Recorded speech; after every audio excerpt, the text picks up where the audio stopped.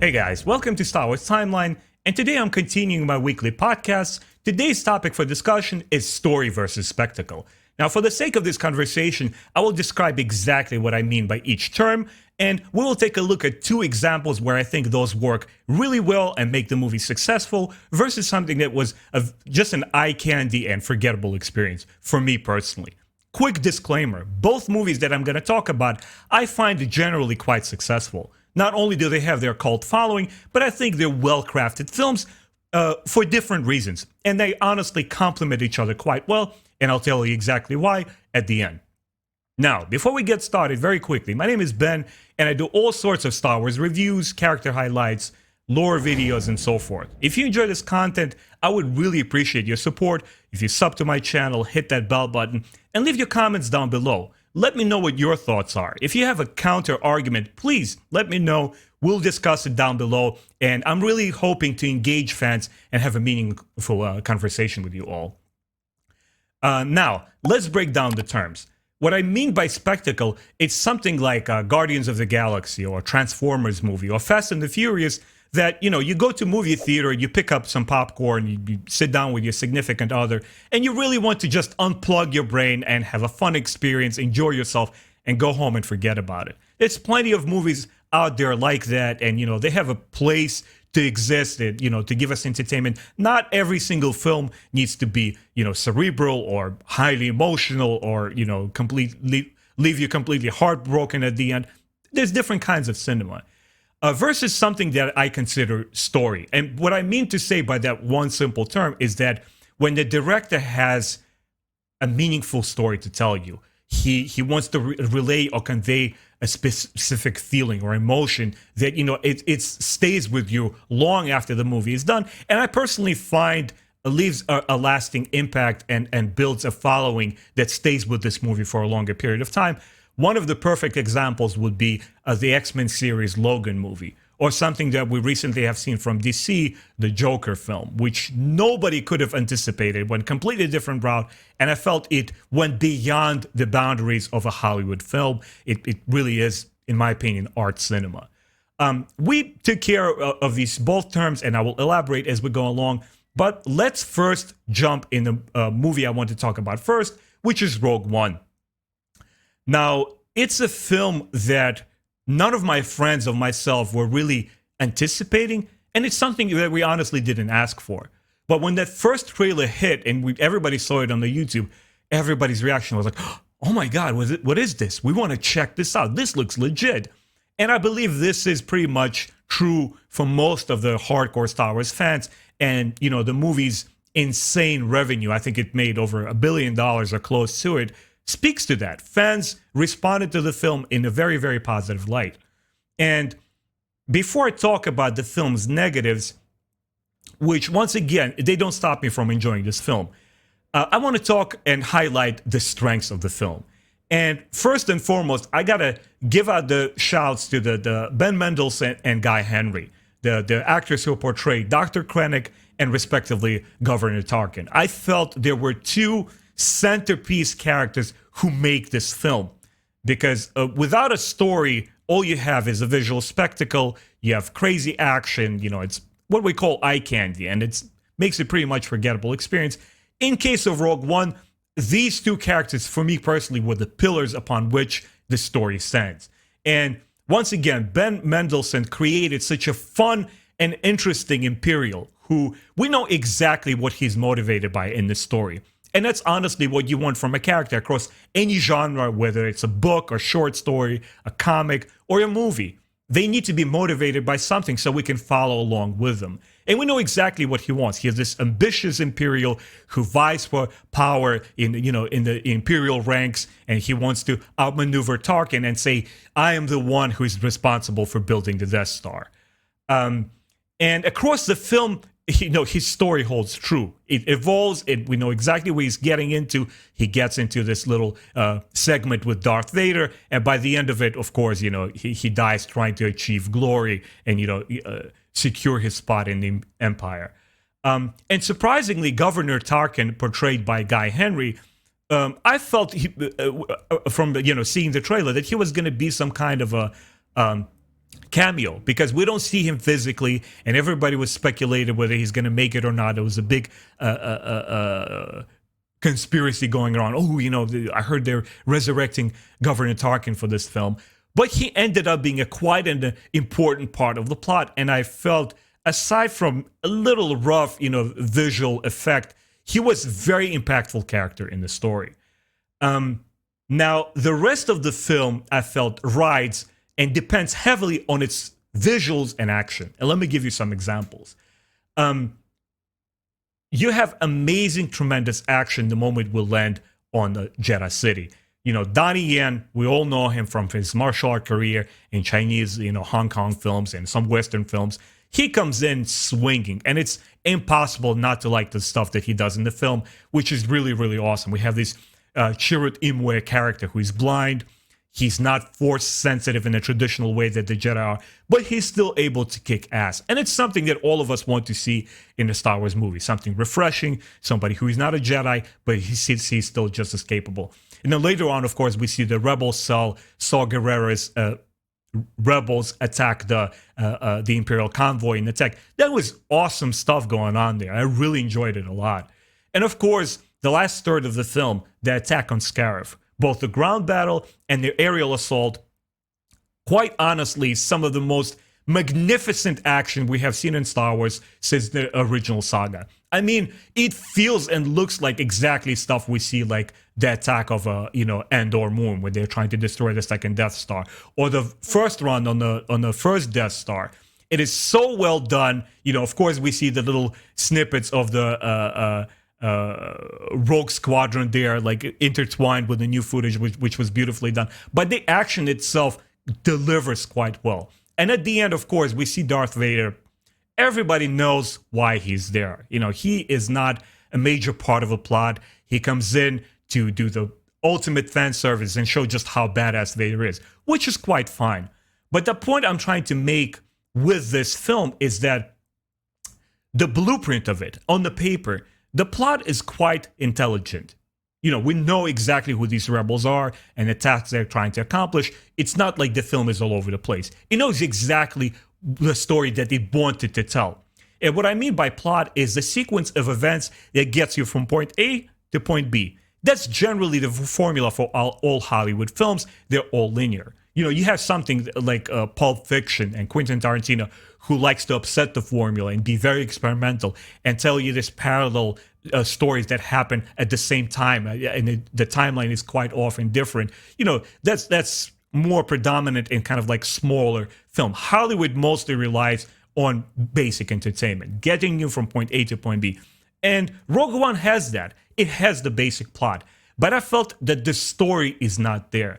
Because honestly, all of the rebels are there, and including even Jyn Erso, they just conveniently join the cause because they need to, and they run through all the sequence of events, they get to the end, they get the plans, and everybody's gone. It left me emotionally zero. It was just no pulse there. I'm like, okay, things are happening, all right, people are dying. The most excitement and adrenaline rush I got for Rogue One was its action. So, and that's what I mean by the film being a total spectacle. But the other half of the film, unfortunately, drags along, and I didn't feel that we spent enough time with any one of the characters. We just quickly see them, including Jyn Erso. She doesn't even feel like the main character.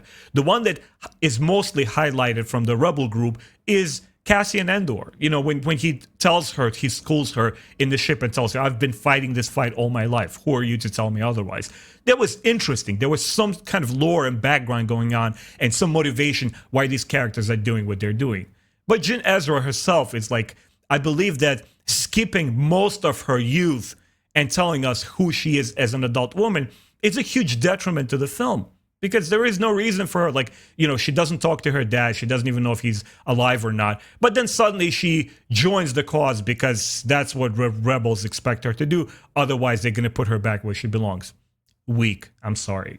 And then again, I don't want to disrespect Gareth Edwards, who knows what went behind the curtain and how this movie was developed. It had quite a challenging development process, and there was a lot of reshoots and stuff like that. We don't know the full story. But honestly, the film feels like 2 hours of amazing video game cutscenes spliced together in a linear way that kind of makes sense. We know where it starts and we know where it ends.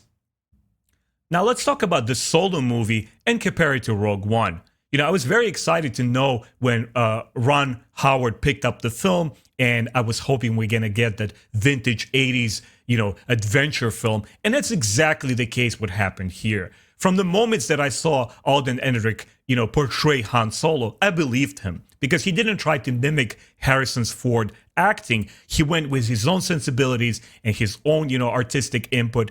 And that's the trend that the movie follows all along. It's the film that is compact, it's tight, and it's full of heart. It knew exactly the story that it wanted to tell, and it rides on the strength of its characters. And the action actually was quite serviceable too. I felt it fits the story that it tried to tell. This gunslinger coming of age story, space western action, really, really well. There's a heist, there's a lot of gunslinging and shootouts, really, really effective stuff.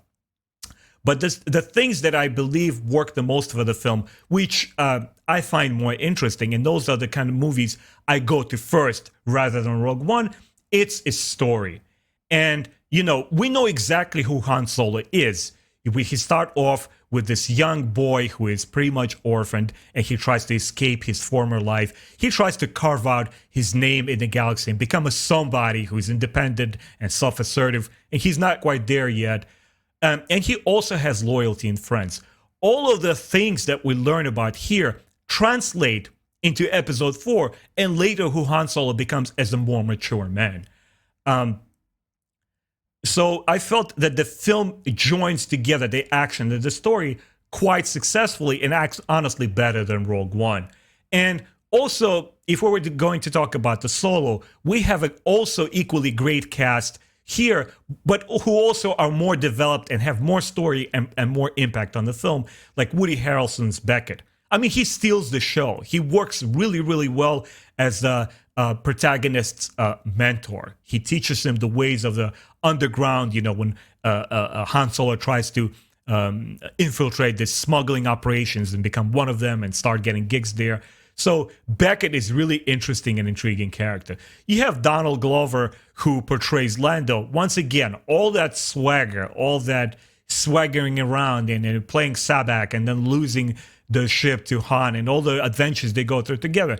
Really, really effective stuff. We're not going to talk about the droid love there. It was just silly, insignificant stuff there, which I found, it was not necessary in the film. But it doesn't detract from the film in any meaningful way.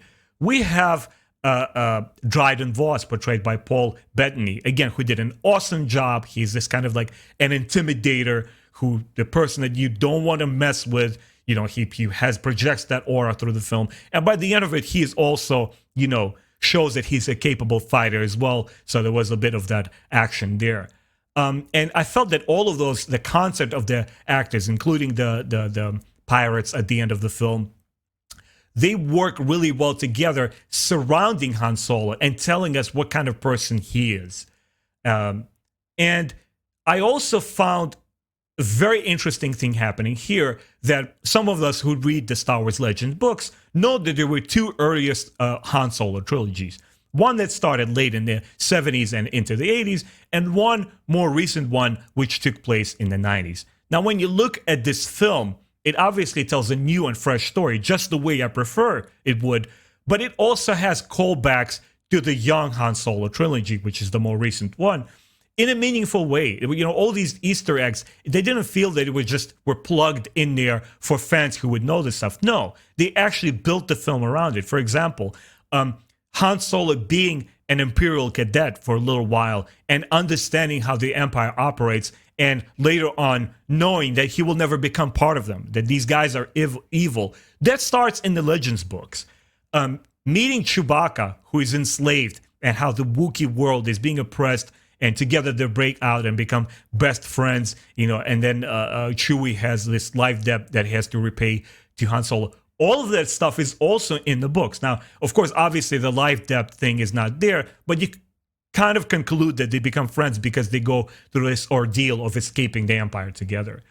We also know that Kira, played by Emilia Clarke, she breaks his heart And for a moment he becomes this cynical guy who puts this outward appearance that he cares only about himself, but later on obviously becomes the part of the rebellion.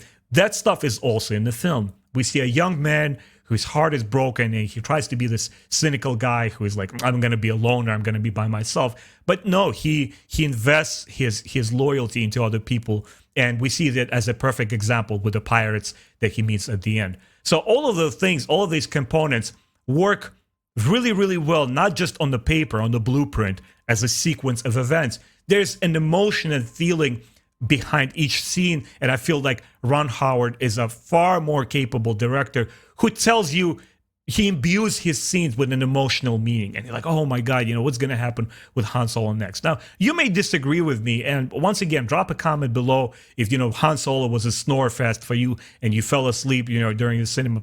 I would like to hear your thoughts. It's a fair game. We're just expressing our opinions here, and we're talking about it. We're not bashing the films. But anyway, to conclude this podcast and to talk about both films, I feel that both Han Solo and Rogue One are entertaining films, and I rewatch them constantly in my Star Wars movie marathons. But they each one have their own strength, and I think that Rogue One is a really successful film based on its action. If you want some of the greatest Star Wars action and one of the greatest aerial combats, the attack on Scarif, you go to Rogue One.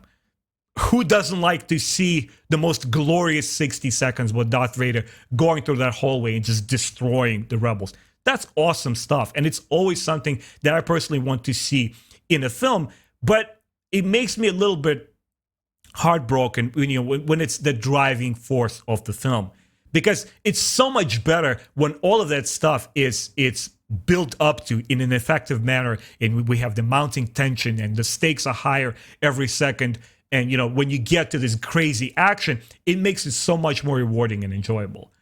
Han Solo works also well because of its story. It's a more compact film. Maybe perhaps part of its flop in theaters was because people want some epic stuff from Star Wars.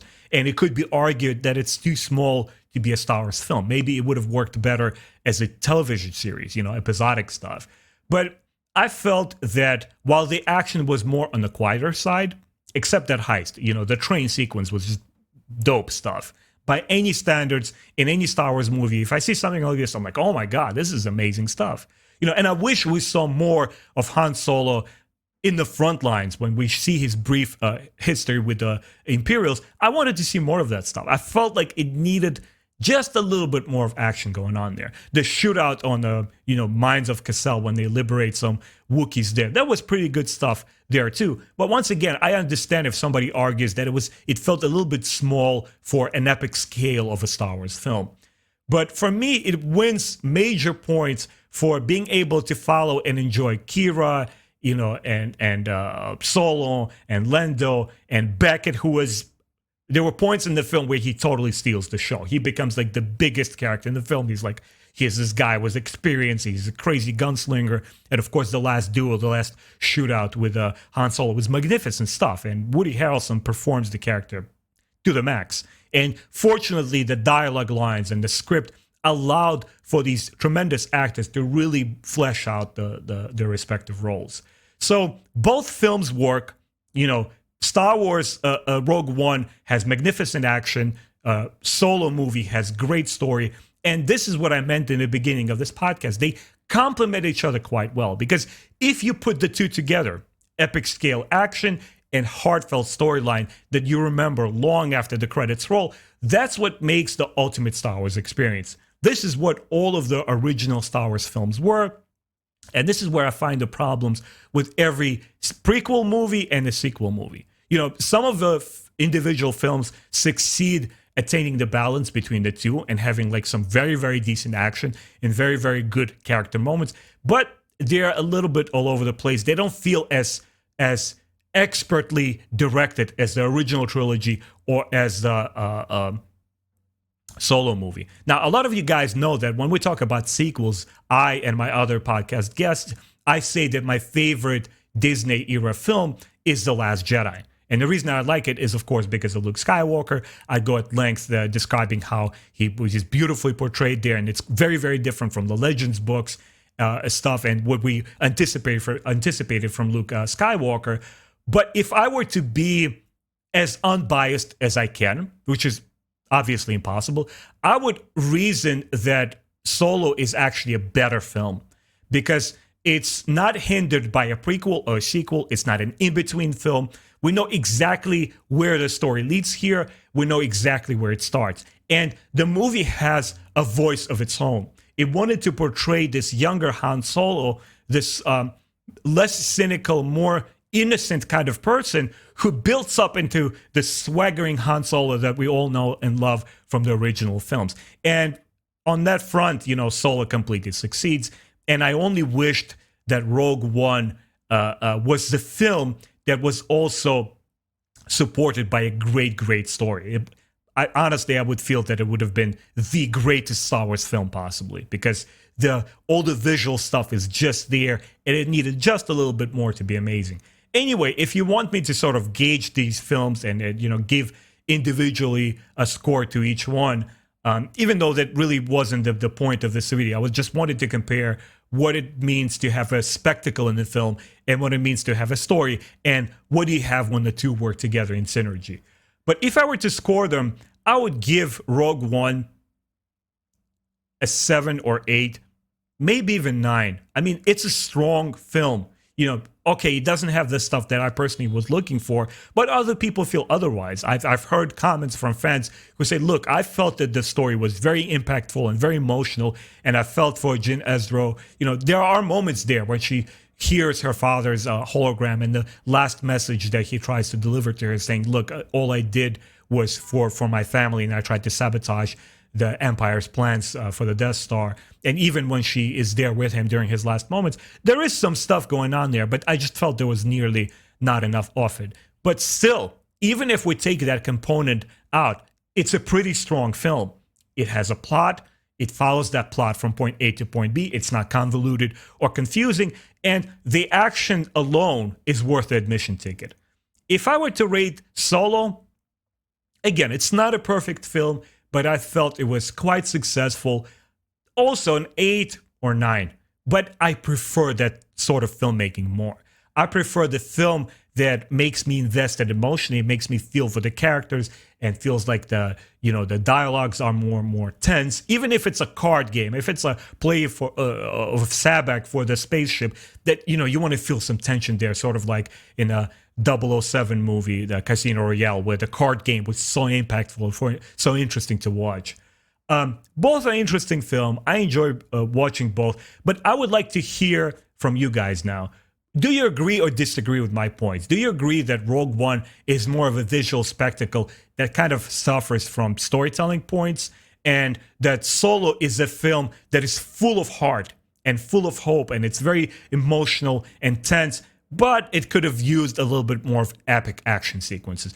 I would love to hear your thoughts. This is where I say goodbye. My name is Ben. If you enjoyed this video, please subscribe to my channel, hit that bell button, leave the comments down below, and I'll do my best to respond to you. See you later, guys.